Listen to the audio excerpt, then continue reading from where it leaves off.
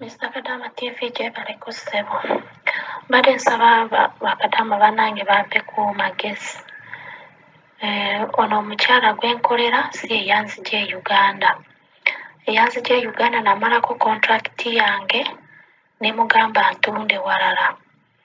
Omusajja oyo n'atunda busente butono obukadde 4.5. Kaakati ninzigye eno na jirani.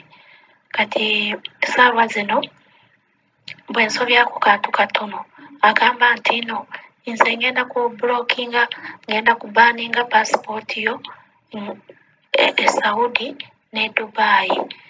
Ne mugamba ogenda gibanninga gwe wanzigye e Uganda.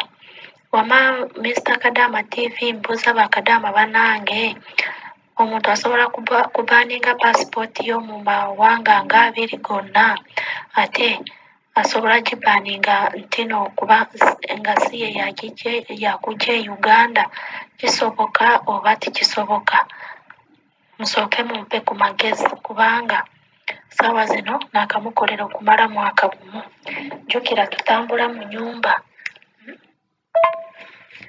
Tutambula mu nyumba, titubeera mu nyumba emu. Tuli bannayuganda nga 3. Tugenda ne tumukolera ne bamuwa ssente n'ajja n'atusasula.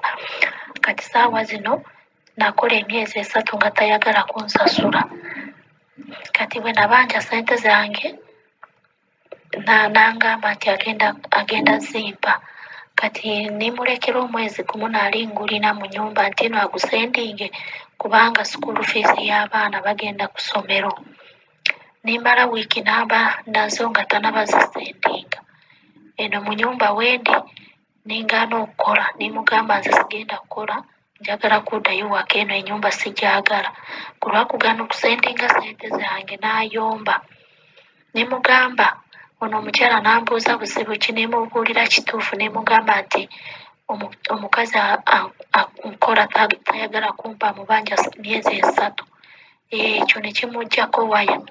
N'agamba nti no ye agenda kunsaayo e Uganda abanninge passport yange agibanninge eno Saudi ne Dubai. Wama Mr. Kadama TV kisoboka ekyo? Kisoboka? Mbwalinze nze nva eno anzizeeyo e Uganda abanninge passport yange. Nange nimugamba ogezeewo ogibanninge ngenda kulopa ku poliisi ngambe nti natoloka mu nyumba si ye gwe wanzigye e Uganda. Mugambe nti ono ye yantolosa mu nyumba gye naali nkolamu. Kati ayagala abanninze passport yange mbagenda gibanninga buli wamu. Mbunze agenda kundoopa ku poliisi nti naganya okukola anteekako musango. Bwanteekeko musango nange kyengenda okukola oli musajja mukwano gwange ngenda mugamba kubanga nze saakola naye saasayininga naye kontrakiti yonna ne mu kompyuta tebamumanyiiyo. Jjukira takyusanga nanga muntu, amaanya gonna gakyalimu oli omusajja. Ngenda mugamba nti omugambe natoloka mu nyumba asasule ssente ze wanzigye e Uganda ye yantolosa.